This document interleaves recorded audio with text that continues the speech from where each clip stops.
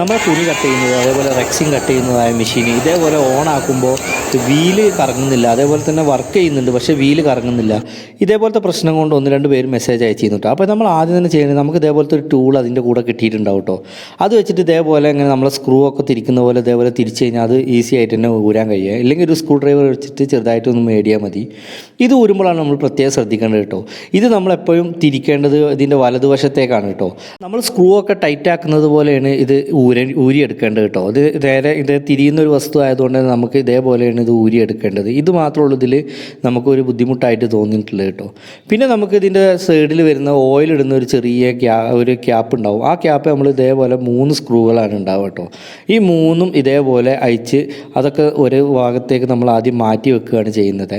ഇപ്പോൾ ഇതിൻ്റെ പ്രശ്നം എന്താണെന്ന് ചോദിച്ചു കഴിഞ്ഞാൽ വീല് മാത്രം കറങ്ങുന്നില്ല, പക്ഷേ മെഷീൻ ക്യാപ്പിലൂടെ നമ്മൾ ഓയിലൊക്കെ അതേപോലെ തന്നെ ഇതിൻ്റെ ഉള്ളിലുള്ളിലൊക്കെ ഗ്രീസൊക്കെ ഇടാത്തതുകൊണ്ടായിരിക്കും ചിലപ്പോൾ ഒരു പക്ഷേ ഇത് സ്റ്റക്കാകുന്നത്. അതേപോലെ തന്നെ നമ്മളെന്തെങ്കിലും നമ്മൾ ക്ലിപ്പൊക്കെ കുത്തിയിട്ടുണ്ടെങ്കിൽ ആ ക്ലിപ്പിലൊക്കെ ടച്ച് ആകുമ്പോൾ ഈ വീല് ഇതേപോലെ അതിൻ്റെ ഉള്ളിലുള്ള വാഷറൊക്കെ ലൂസാകുന്നതാണ് ഇതിൻ്റെ മെയിനായിട്ടുള്ള കാരണം. ഇപ്പോൾ നമ്മളിത് ഊരുന്ന സമയത്ത് കണ്ടില്ലേ, ഇത് ഊരിക്കഴിഞ്ഞാൽ നമുക്ക് ഈ ബ്ലേഡ് സിമ്പിളായിട്ട് തന്നെ ഊരിയെടുക്കാൻ കഴിയും കേട്ടോ. പിന്നെ ഇതിൻ്റെ ഉള്ളിലുള്ള ഈ വസ്തുവാണ് നമ്മളിത് പോയിട്ടുള്ളത് കേട്ടോ. ഇത് കണ്ടില്ലേ, ഈ സാധനം നമുക്ക് സെയിം സാധനം കൊണ്ടുപോയി കഴിഞ്ഞാൽ മാർക്കറ്റിൽ നമുക്ക് കുറഞ്ഞ വിലയിൽ തന്നെ വാങ്ങാൻ കിട്ടും കേട്ടോ. അപ്പോൾ നമുക്കിത് നോക്കിക്കഴിഞ്ഞാൽ മനസ്സിലാകുന്നത് കണ്ടില്ല, ഈ ചക്കുകളൊക്കെ പോയിട്ടുണ്ട് കേട്ടോ. ഈ ചക്കുകളൊക്കെ ഇത് എന്തെങ്കിലും കട്ടിയുള്ള വസ്തുവിൽ തട്ടി നിൽക്കുമ്പോൾ ഈ വീല് കറങ്ങുമ്പോഴാണ് ഈ ചക്ക് പോകുന്നത് കേട്ടോ. അപ്പോൾ നമുക്ക് ഇതേപോലെ തന്നെ ഈ മാർക്കറ്റിൽ നിന്ന് കിട്ടിയത് ഇതേപോലെ തന്നെ ഉണ്ടാകുന്നില്ല. ഇതിലെല്ലാ ചക്കും കറക്റ്റായിട്ടുണ്ട്. ഇപ്പോൾ നമ്മളിതിൻ്റെ മുന്നെടുത്തിൽ കണ്ടില്ല, ചക്കുകളൊക്കെ പോയിട്ടുണ്ട്. അതുകൊണ്ടാണ് വീല് സ്റ്റക്കായി നിൽക്കുന്നത് കേട്ടോ. കാരണം ഈ ചക്കുകൾ കറക്റ്റാണെങ്കിൽ മാത്രമേ നമുക്ക് ഇത് റൊട്ടേറ്റ് ചെയ്യുള്ളൂ. ഇപ്പോൾ നമുക്കിതിൽ കിട്ടിയിട്ടുള്ള ഈ സ്ക്രൂകളൊക്കെ നമ്മൾ ഓൾറെഡി അതിലുള്ളതുകൊണ്ട് നമ്മൾ അതൊക്കെ ഊരി മാറ്റിയിട്ടുണ്ട്. പിന്നെ നമ്മൾ എന്താക്കണം, ഇതേപോലെ ഒന്ന് വെച്ച് നോക്കുന്നത് അത് കറക്റ്റായിട്ട് തന്നെ നിൽക്കണം.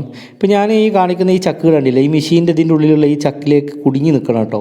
അപ്പോൾ നിങ്ങൾ ഇടുമ്പോൾ തന്നെ അത് കുടുങ്ങി നിൽക്കും. അപ്പോൾ ചക്കുകൾ എന്തെങ്കിലും കംപ്ലൈൻറ്റ് ഉണ്ടെങ്കിൽ മാത്രമേ ഉള്ളൂ ഇത് കുടുങ്ങി നിൽക്കാത്തത്. ഇത് ഓരോ മോഡലിനും ഓരോരോ ചക്കാണ് വരിക.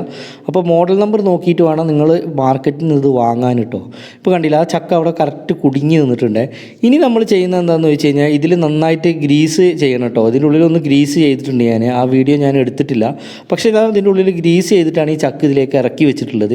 ഇതിൽ നന്നായിട്ട് ഗ്രീസ് ചെയ്തതിന് ശേഷം നമ്മൾ ചക്ക് ഇതിലേക്ക് ഇറക്കി വെച്ചതിൻ്റെ ശേഷം നമ്മൾ എങ്ങനെയാണോ ഇത് ഊരിയെടുത്തത് അതേപോലെ തന്നെയാണ് കേട്ടോ നമ്മളിത് ഫിറ്റ് ചെയ്യേണ്ടത്. ഇതിന് 2 വാഷറുണ്ട്. ആ 2 വാഷർ ഇതേപോലെ നമ്മൾ വെച്ചതിൻ്റെ ശേഷം ഈ വാഷറുകൾ എങ്ങനെയാണോ അതിലെത്ര വാഷറുണ്ടോ അത്രയും വാഷർ നമ്മൾ അതിലേക്ക് ഇറക്കി വെച്ചതിൻ്റെ ശേഷം പിന്നെയാണ് ഈ സ്ക്രൂ ഇടേണ്ടത് കേട്ടോ. ഈ സ്ക്രൂ ഇടുമ്പോൾ നമ്മൾ ശ്രദ്ധിക്കേണ്ടത്, നമ്മൾ ഊരുമ്പോൾ ഇതിൻ്റെ ഓപ്പോസിറ്റാണ് ഊരിയത്.